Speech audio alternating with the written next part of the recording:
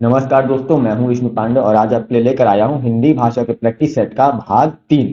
जैसा कि आप सभी जानते हैं कि परीक्षा का समय निकट आ गया है और अब यह समय है अभ्यास करने का। तो यदि आप सीजी प्यून, सीजी टेट या शिक्षक भर्ती परीक्षा की तैयारी कर रहे हैं तो यह वीडियो आपके लिए बहुत ही महत्वपूर्ण होने वाला है, क्योंकि इस वीडियो में हमने जो प्रश्न चुने हैं वो ऐसे प्रश्न हैं जो कि पिछली परीक्षाओं में बार बार पूछे गए हैं। यदि आप सीजी प्यून, सीजी टेट या शिक्षक भर्ती परीक्षा की तैयारी कर रहे हैं तो यह वीडियो आपके लिए बहुत ही महत्वपूर्ण होने वाला है। और इस वीडियो में हमने जो प्रश्न चुने हैं वे सभी प्रश्न ऐसे हैं जो कि पिछली परीक्षाओं में बार बार पूछे गए हैं। चलिए देखते हैं हमारा पहला प्रश्न।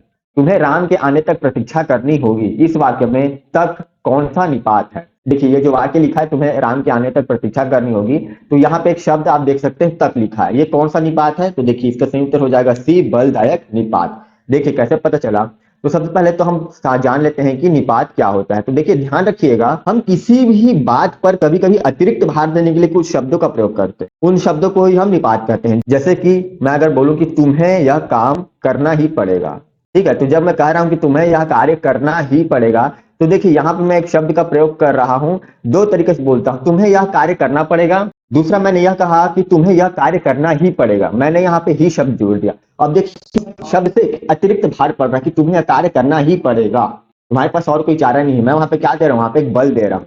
ठीक है, तो देखिए वहां पे मैंने अतिरिक्त भार दिया, तो इस शब्द को मैं क्या कहूंगा? मैं निपात कहूंगा। अब ये किस प्रकार का निपात होगा? तो देखिए यहाँ पे मैं कह रहा हूँ तुम्हें यह कार्य करना ही पड़ेगा, मैं वहां पे बलपूर्वक यहाँ पे उन्हें आदेश दे रहा हूँ कि तुम्हें यह कार्य करना ही पड़ेगा, बल दे रहा हूँ। तो यह किस प्रकार का निपात हो गया? यह हो गया हमारा बलदायक निपात। तो इस तरीके से आप निपात की पहचान भी कर सकते हैं। जैसे बलदायक निपात की हम बात करें तो कुछ शब्द आप याद रख लीजिए, जैसे कि तो, ही, तक, भर, भी, सिर्फ। जैसे सिर्फ तुम्हें यह कार्य करना पड़ेगा या सिर्फ यही कार्य करना पड़ेगा, इस तरीके से भी हम कई बार बल देने के लिए कहते हैं। तो इस तरीके के शब्द आप याद रखिए, यह बलदायक निपात में आते हैं। अब देखिए यहाँ पे लिखा है तुम्हें राम के आने तक प्रतीक्षा करनी पड़ेगी होगी, तो यहाँ पे यह शब्द अतिरिक्त भार दे रहा है कि तुम्हें राम के आने तक प्रतीक्षा करनी होगी, तो इसे बल दे रहा है कि तुम्हें प्रतीक्षा करनी ही पड़ेगी। ठीक है, तो इस तरीके से यह बलदायक निपात हो गया। तो इस बात को आप याद रखिएगा। चलिए अगला प्रश्न देखते हैं। सूर्य का स्त्रीलिंग रूप क्या है? सूर्याणी, सूरी, सूरा या सूर्या? तो याद रखिएगा सूर्य का स्त्रीलिंग रूप होता है सूर्या। चलिए अगला प्रश्न देखते हैं। प्रतिदिन कौन सा समास है? तो देखिए इसका सही उत्तर हो जाएगा सी, अव्ययी भाव समास। तो देखिए कैसे हुआ, तो आप यहाँ पर देख सकते हैं। देखिए प्रतिदिन, देखिए प्रतिदिन में जो पहला शब्द है इसका प्रति है और जो दूसरा शब्द है ये है दिन। तो यहाँ पे इसका जो पूर्व पद है ये एक अव्यय है, आप देख सकते हैं। और हमें पता है कि कोई भी ऐसा समास जिसका पूर्व पद कोई उपसर्ग या अव्यय हो वो अव्ययी भाव समास में आता है। तो इसलिए इसका उत्तर हो गया अव्ययी भाव समास। इसके अलावा अगर आप चाहे तो बाकी के ऑप्शंस को भी देख सकते हैं। देखिए बहुब्रीहि समास, क्या ये किसी तीसरे अर्थ की ओर इशारा कर रहा है? नहीं। द्वंद्व समास, क्या यहाँ पे कोई द्वंद्व है? क्या एक दूसरे का ये शब्द विलोम है या कोई योजक चिन्ह है या और शब्द का लोप? नहीं हुआ है, तो द्वंद्व समास भी नहीं है। द्विगु समास, क्या इसका पहला शब्द संख्यावाची है? नहीं है, तो ये द्विगु समास भी नहीं है। ठीक है, तो इस तरीके से आप सही उत्तर चुन सकते हैं। चलिए अगला प्रश्न देखते हैं। दोस्तों आप लोगों के लिए एक आवश्यक सूचना, हमारे सीजीपीएससी ड्रीम एकेडमी के द्वारा टेस्ट सीरीज का आयोजन किया गया है जो कि 5 सितंबर से प्रारंभ होने वाला है। यदि आप सीजीपीएन परीक्षा, सीजी टेट परीक्षा की तैयारी कर रहे हैं तो यह टेस्ट सीरीज आप लोगों के लिए बहुत ही उपयोगी होने वाला है, क्योंकि यह पूरी तरीके से आयोग के पैटर्न पर आधारित होगा। मतलब जब आप टेस्ट दिलाएंगे तो आपको बिल्कुल इस तरीके से प्रश्न दिए जाएंगे जिस तरीके से परीक्षा में पूछे जाते हैं। इसका शुल्क मात्र 149 रुपए है और इसका रजिस्ट्रेशन प्रारंभ हो चुका है। तो अगर आप यह टेस्ट सीरीज दिलाना चाहते हैं, डिस्क्रिप्शन बॉक्स में और कमेंट सेक्शन में आप लोगों को इसका लिंक मिल जाएगा। उस लिंक पर क्लिक करके आप अपना रजिस्ट्रेशन करा सकते हैं। दोस्तों यदि आप अपनी परीक्षा की तैयारी को और बेहतर बनाना चाहते हैं तो आप इस टेस्ट सीरीज को जरूर ज्वाइन कीजिए। इस टेस्ट सीरीज को ज्वाइन करने के बाद ही आप लोगों को यह पता चल पाएगा कि आप लोगों का जो यह निर्णय था टेस्ट सीरीज लेने वो कितना सही था। अगर आप लोगों को इससे जुड़ा कोई भी शंका या कोई समाधान चाहते हैं या इससे कुछ अधिक जानकारी चाहिए तो हमारे नंबर दिया गया है, आप इस नंबर पर कॉल या व्हाट्सएप करके इसके बारे में अधिक जानकारी प्राप्त कर सकते हैं। तो चलिए हम अपना अगला प्रश्न देखते हैं। अगला प्रश्न है शुद्ध वाक्य है। देखिए शुद्ध वाक्य चुनना है, तो इसका सही उत्तर है हमारा ब, तुलसी और सूर क्रमशः अवधि और ब्रज भाषा के श्रेष्ठ कवि हैं। वाक्य को भी देखते हैं।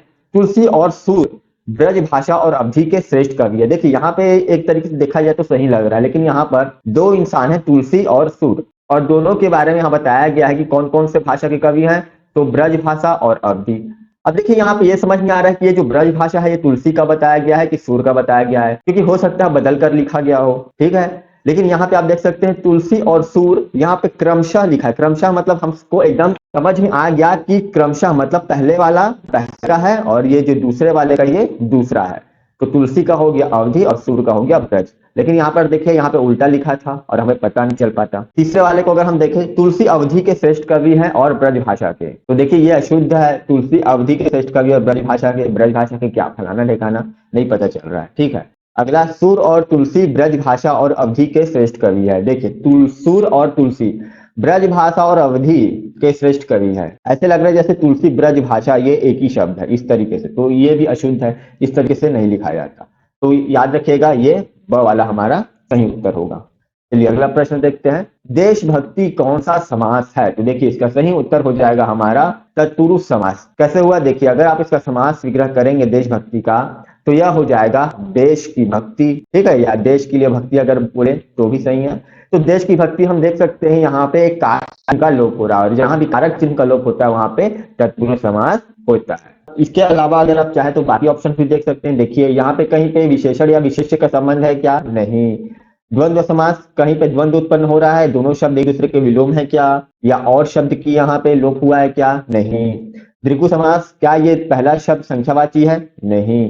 ठीक है, तो आप इस तरीके से भी चेक कर सकते हैं अगर आपको सही उत्तर में डाउट जा रहा है तो। ठीक, चलिए अगला प्रश्न देखते हैं, निम्नलिखित में अशुद्ध शब्द है। देखिए अशुद्ध कौन सा है? तो इसका सही उत्तर हो जाएगा ए साप्ताहिक। क्यों हुआ? देखिए साप्ताहिक नहीं होता, याद रखिएगा यह साप्ताहिक होता है। स में आदि मात्रा लगी होती है, तो यहाँ पे आदि मात्रा नहीं लगी है इसलिए यह अशुद्ध हो गया। बाकी तो सही है, वीणा बिल्कुल सही है, वास्तु भी बिल्कुल सही है, सिंदूर भी सही है, यह साप्ताहिक ही अशुद्ध था। चलिए अगला प्रश्न, संज्ञा के कितने भेद हैं? तो याद रखिए संज्ञा के 5 भेद हैं। इसके बारे में हम लोगों ने कई बार बात किया हुआ है। एक बार और देख लेते हैं क्या क्या भेद होते हैं संज्ञा के। तो देखिए पहला होता है हमारा व्यक्तिवाचक संज्ञा, दूसरा होता है हमारा जातिवाचक संज्ञा, तीसरा होता है हमारा पदार्थवाचक संज्ञा, चौथा होता है हमारा समूहवाचक संज्ञा और पांचवा होता है भाववाचक संज्ञा। तो याद रखिएगा ये 5 प्रकार के हमारे संज्ञा के प्रकार।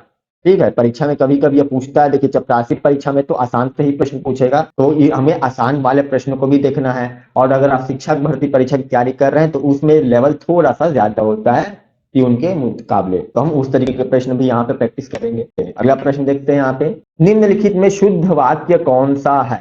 सभी ने उस मैच को देखा, सबों ने उस मैच को देखा, सबने उस मैच देखा, सभी यह मैच देखा। तो देखिए ये तो बहुत ही आसान सा सवाल है, हमें इसका आंसर दिख रहा है, ए सही हो जाएगा। सभी ने उस मैच को देखा, इस तरीके से इसका सही उच्चारण किया जाए। चलिए अगला प्रश्न है, पेड़ से फल गिरा, इस वाक्य में से किस कारक की विभक्ति है? तो देखिए इसका सही उत्तर हो जाएगा बी अपादान कारक।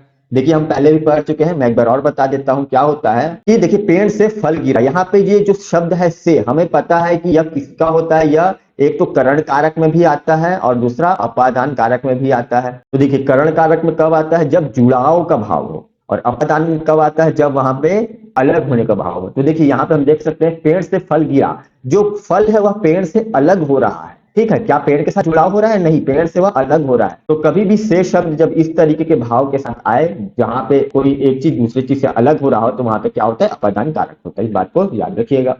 चलिए अगला प्रश्न देख लेते हैं, कवि का स्त्रीलिंग रूप क्या है? तो याद रखिएगा कवि का स्त्रीलिंग रूप क्या होता है? तो इसका सही शुद्ध रूप हो जाता है कवयित्री। ठीक है, कवियत्री नहीं बोलते, कवियाड़ी भी नहीं बोलते। कभी कभी आपको ना इस तरीके से कंफ्यूज करने के लिए ऐसा भी लिख के दे देता है, तो इस बात को भी आप याद रखें, कवियत्री इस तरीके से भी लिख देता है, तो ये भी नहीं होता। ठीक है, यह कवियत्री होता है, इस बात को ध्यान में रखिएगा। चलिए अगला प्रश्न देख लेते हैं, ईमानदारी कौन सी संज्ञा है? ठीक है, तो ईमानदारी क्या है? किसी व्यक्ति का नाम है या कोई भाव है या समूह है या इनमें से कोई नहीं? तो इसका सही उत्तर हो जाएगा बी भाववाचक संज्ञा। ईमानदारी क्या है? एक भाव है। ठीक है, चलिए अगला प्रश्न देखते हैं, सूर्योदय का संधि विच्छेद क्या है? तो देखिए सूर्योदय का संधि विच्छेद हो जाता है सूर्य धन उदय। और अगर हम इसके संधि के प्रकार की बात करें तो देखिए सूर्य का अ और उदय का उ बराबर क्या हो रहा है? सूर्योदय ओ हो रहा है। तो इसलिए यह क्या हो जाएगा? यह गुण स्वर संधि हो जाएगा। हम लोगों ने गुण स्वर संधि पढ़ रखा हुआ है कि यदि अ या आ के बाद अगर ई उ या री आता है, क्या आता है दोस्तों? ई उ या री आता है, दीर्घ हो चाहे वह लघु हो, तो यहाँ पे क्या हो जाता है? ई का ए हो जाता है, ऊ का ओ हो जाता है और री का अर हो जाता है। इस बात को आप याद रखिएगा। तो ई उ री का ए ओ अर किस में होता है? गुण स्वर संधि में होता है। ठीक है, इस बात को याद रखिएगा, आपके काम आएगा। चलिए अगला प्रश्न देख लेते हैं। गाल बजाना का अर्थ क्या है? तो देखिए याद रखिएगा, गाल बजाने का अर्थ होता है डिंगे हाँकना। ठीक है, डिंग हाँकना मतलब क्या होता है? अपने बारे में हाथ चढ़ाकर बताना। चलिए अगला प्रश्न देखते हैं। सदैव में प्रयुक्त संधि का नाम बताइए। देखिए कौन सा संधि हो जाएगा सदैव में? तो देखिए इसके लिए हम क्या करते हैं, सदैव का संधि विच्छेद करके देख लेते हैं। तो याद रखिएगा, सदैव का संधि विच्छेद होता है सदा धन ए बराबर सदैव। अब देखिए यहाँ पे सदा का आ और ऐव का ए दोनों मिला के क्या हो रहा है? सदैव ए बड़ा ए हो जा रहा है। तो देखिए छोटा ए यहाँ पे क्या हुआ? देखिए दो विजातीय स्वर मिले तो यहाँ पे क्या हुआ? एक ये वाले स्वर का यहाँ पे हम देख सकते हैं वृद्धि हो गया। तो वृद्धि किसमें हो जाता है? इस तरीके से ये होता है हमारा वृद्धि स्वर संधि में। यहाँ पे वृद्धि स्वर संधि कहीं भी ऑप्शन में नहीं दिया हुआ है, यहाँ पे शायद गलती से गलत ऑप्शन डल गया है। इसका मैं सही उत्तर आपको बता देता हूँ। सही उत्तर हो जाएगा हमारा वृद्धि स्वर संधि। इस बात को याद रखिएगा। ठीक है दोस्तों, चलिए अगला प्रश्न देख लेते हैं। चलिए अगला प्रश्न है, हिंदी वर्णमाला में स्वरों की संख्या कितनी है? देखिए याद रखिएगा, हिंदी वर्णमाला में स्वरों की संख्या 11 बताई गई है। कौन कौन से हैं एक बार हम देख लेते हैं। ये हो जाएगा हमारा अ आ ई उ ऊ, फिर री, फिर ए, फिर ए, फिर ओ और ओ। आप इन्हें गिन कर देख सकते हैं। देखिए 1 2 3 4 5 6 7 8 9 10 11। देखिए अगर मैं आपको एक और बात बताऊं, ये जो री है, री को अगर देखा जाए तो इसे हिंदी में इसे स्वर में नहीं गिनना चाहिए। क्यों नहीं गिनना चाहिए? क्योंकि जो री है हमारा, यह संस्कृत के शब्द से आया है। लेकिन हिंदी में हम री कैसे लिखते हैं? हम र में छोटी ई की मात्रा लगा के री लिखते हैं। तो अगर देखा जाए तो ये जो री है यह हमारा स्वर में हिंदी में नहीं आना चाहिए, लेकिन फिर भी इसे हिंदी में गिन लिया जाता है और 11 स्वर माने गए हैं। तो अगर आप लोगों से प्रश्न पूछेगा परीक्षा में तो आप 11 में ही टिक लगाइएगा। ठीक है, चलिए इस बात को आप ध्यान में रखेंगे। अगला प्रश्न देख लेते हैं। जो पहले कभी ना हुआ हो, जो पहले कभी ना हुआ हो उसे क्या बोलते हैं? अभूतपूर्व बोलते हैं। इसका सही उत्तर हो जाएगा डी, अभूतपूर्व। चलिए अगला प्रश्न, जो कहा न जा सके उसे अकथनीय कहते हैं। तो इसका सही उत्तर हो जाएगा ए, अकथनीय। अशुद्ध वाक्य है। देखिए यहाँ पे अशुद्ध वाक्य कौन है? ये पूरा एक वाक्य लिखा हुआ है, मेरे से मित्रता रखने से तुम्हें पर्याप्त लाभ होगा। अब इसे 4 भाग में डिवाइड कर दिया गया, हमें बताना इनमें से कौन सा वाला है जो कि अशुद्ध शब्द है ना।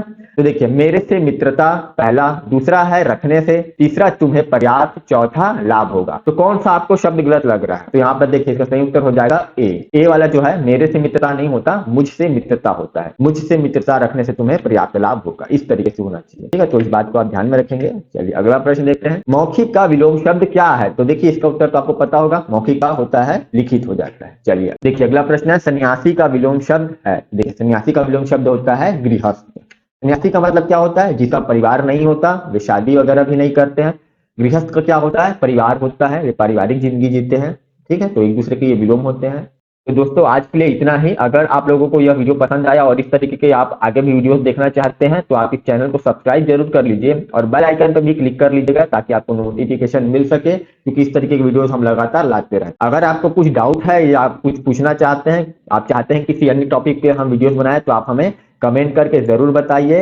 अगर आपको यह वीडियो अच्छा लगा तो आप इस वीडियो को लाइक भी कर सकते हैं। इसे हमें समझ में आता है कि आप लोगों को इस तरीके का वीडियो पसंद आ रहा है और हम उस तरीके के और आगे बनाने के लिए उत्साहित होते हैं। इसके अलावा अगर आपको लगता है कि यह वीडियो सभी लोगों तक पहुंचना चाहिए तो आप इस वीडियो को अपने दोस्तों तक शेयर भी कर सकते हैं, ताकि जिस तरीके से आप पढ़ाई कर रहे हैं बाकी लोग भी कर सके। तो ठीक है दोस्तों, हम मिलते हैं अपने अगले वीडियो में कुछ अलग प्रश्नों के साथ। तब तक के लिए पढ़ते रहिए, सीखते रहिए। धन्यवाद।